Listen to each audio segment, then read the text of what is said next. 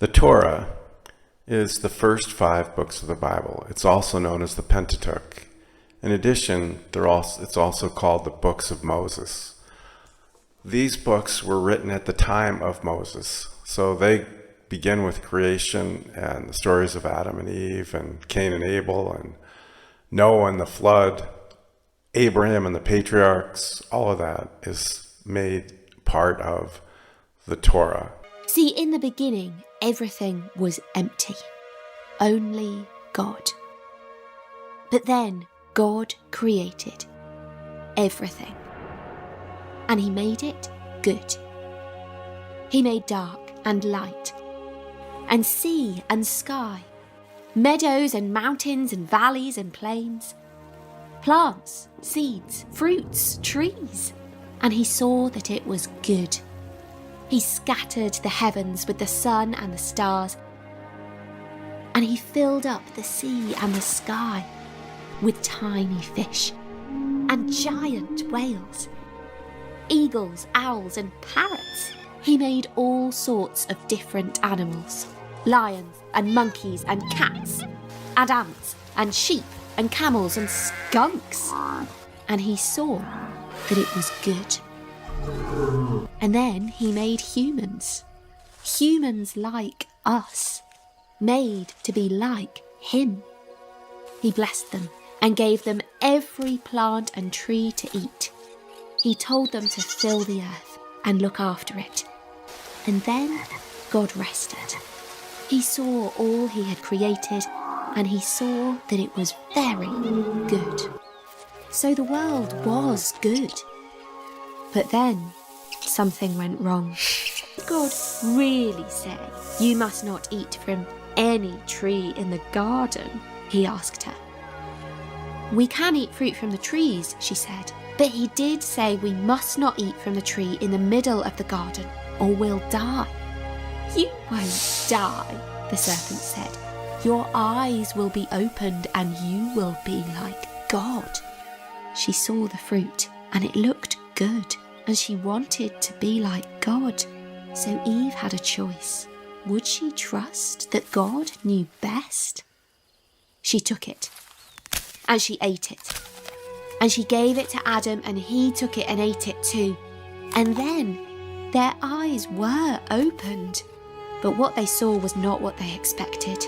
They were naked, afraid and ashamed. And they hid from each other, and they hid from God.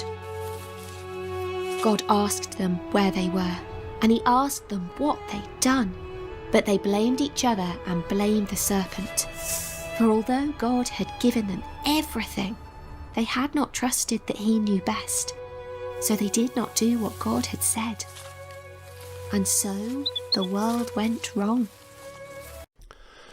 There are many symbols in the story of Adam and Eve. The serpent is a symbol of Satan. Adam and Eve are being tested, and they fail the test. God still loves them, but they will now have to live outside of the garden, and life will be hard for them. After Adam and Eve were sent out of the Garden of Eden, they had 2 sons, Cain, the firstborn, and Abel, his younger brother. Cain worked the soil as a farmer, and Abel kept flocks as a shepherd. They both brought offerings to the Lord. Cain brought fruits of the ground, the work of his hands. Abel brought the firstborn of his flock, the best he had. Scene shift, slightly tense tone, but not on Cain's. Why? God looked with favor on Abel's offering. Because God saw the heart behind the gift. Abel gave with faith and love. But Cain's offering lacked sincerity. It was just a duty, not worship. Cain became angry. His face darkened. Jealousy took root in his heart. Then the Lord spoke to Cain. "But if you don't, sin is crouching at your door. It desires to have you, but you must master it. Why are you angry? If you do what is right, will you not be accepted?" Scene shift, dramatic tone, but Cain didn't listen. One day, he lured Abel into the field. And there, in cold anger, Cain killed his own brother. The ground drank Abel's innocent blood. Then God asked, "Cain, where is your brother Abel?" Cain replied, "I don't know. Am I my brother's keeper?" But God knew the truth. "Your brother's blood cries out to me from the ground." Scene shift, solemn tone. he would no longer be able to farm the land. He placed a mark on Cain to protect him from being killed by others. He would become a restless wanderer. God judged Cain. Cain cried, "My punishment is too much to bear." But even in judgment, God showed mercy. After the story of Cain and Abel, we learn about people living hundreds of years, and also that people are continuing to do evil, and it gets worse and worse. And then we see the next part of our story. The Bible says it was a dark time in the history of the world. God saw only wickedness and corruption. The continued existence of humanity was in doubt. The story of Noah and the flood is one of the most powerful in all the Old Testament. Scientific evidence has been put forward to prove its essential truth, yet many experts challenge such proof. Declaring themselves the new masters, mankind multiplied and spread out over the world, carrying their new sinful nature with them wherever they went, until the earth was filled with violence because of them, and they had no intention of stopping.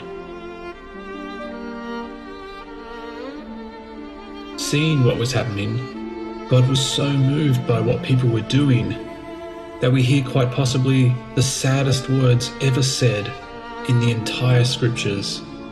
The Lord was grieved that he had made man on the earth, and his heart was filled with pain.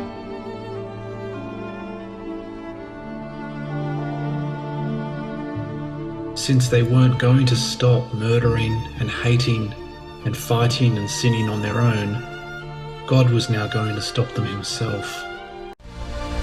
Since then, since Cain killed Abel, God has seen too much evil in human hearts.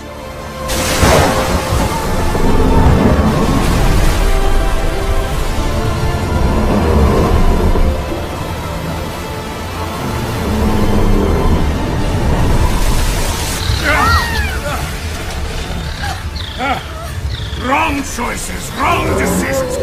That's why this has happened. Our Creator decided to cleanse the earth.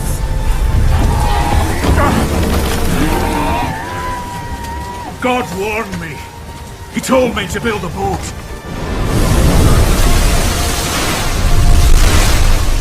A boat to save our family and all the animals. Every other living creature would die.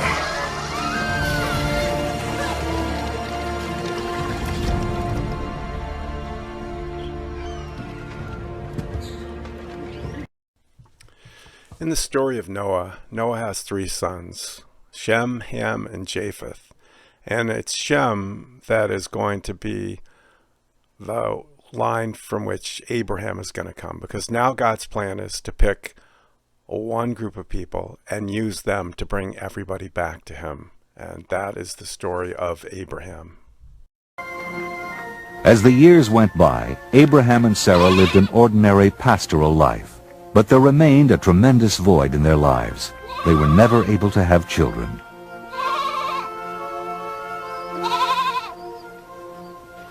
When Abraham was 75 years old, God challenged him to his first test of faith.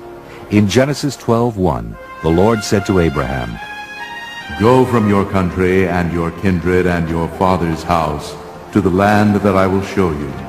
I will make of you a great nation, and I will bless you and make your name great." Abraham left his homeland in Haran to embark on a treacherous journey of some 400 miles south to the land of Canaan. His faith was strong, and he did as God commanded. With no maps to guide him, and not knowing the languages, he had to barter for provisions as he traveled through strange and sometimes hostile lands. When the caravan reached Canaan, God once again appeared, and in Genesis 12:7, the Lord said to Abraham, "To your offspring I will give this land." Abraham continued his journey through the land of Canaan to the oak of Moreh at Shechem, and to the mountains to the east of Bethel, where he built altars, a tribute to his faith in God.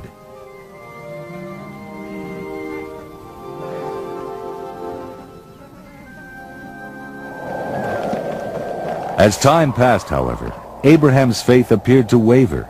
Here he was, as God had led him, in a foreign land surrounded by pagans, and he and Sarah still childless. How was he to give this land to his offspring when he didn't have any land and he didn't have any children? Abraham is tested by God in 3 ways. 1, to trust God and move away from his home and his family. He does. Abraham is tested to trust God that he'd have a son. He trusts God and he does. Abraham is tested by God to sacrifice his son, and he's willing to when God stops him. Since Abraham passes all these tests, what ends up happening is God blesses him. So he's greatly rewarded for this, and it's through Abraham that God is going to bless the whole world. At night, the word of the Lord came to Abraham in a vision. In Genesis 15:1, the Lord said to Abraham, Do not be afraid, Abraham. I am your shield. Your reward shall be very great. Look toward heaven and count the stars. If you are able to count them, so shall your descendants be. Whether it was When Abraham was 86 years old, Sarah and Abraham made a plan so that they'd have a child. And Sarah had her slave girl Hagar have sex with Abraham, and they did have a child, and they named the child Ishmael. They were hedging their bets, even though God had promised them they'd have a son. 13 years later, when Abraham was 99, God once more appeared and repeated his promises to Abraham. This time, however, he also added a ritual requirement. In Genesis 17:4, God said, As for me, this is my covenant with you.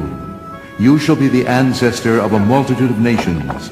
I will make you exceedingly fruitful, and I will make nations of you, and kings shall come from you. And I will give to you and to your offspring after you the land where you are now an alien, all the land of Canaan for a perpetual holding.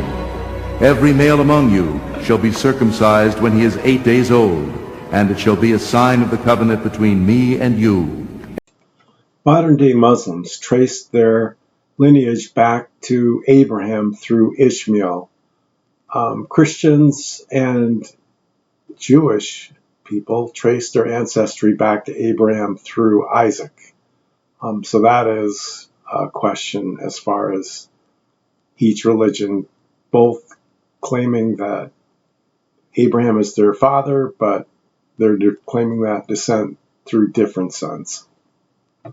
Oh, that Ishmael might live in your sight. In Genesis 17:19, God replied, No, but your wife Sarah shall bear you a son, and you shall name him Isaac. As for Ishmael, I have heard you.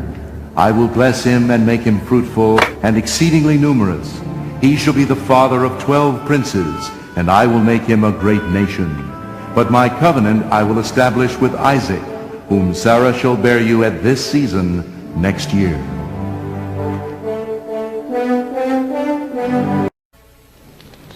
The Lord did for Sarah as he had promised.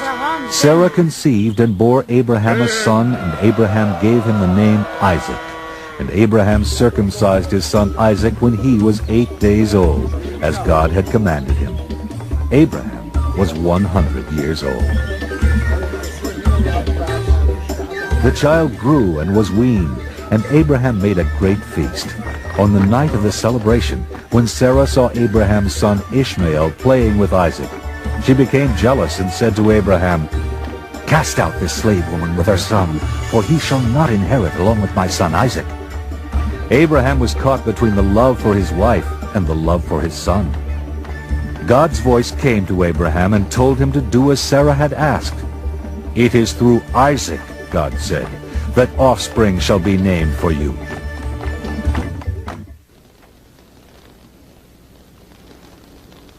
So Abraham rose early in the morning and took bread and a skin of water and gave it to Hagar.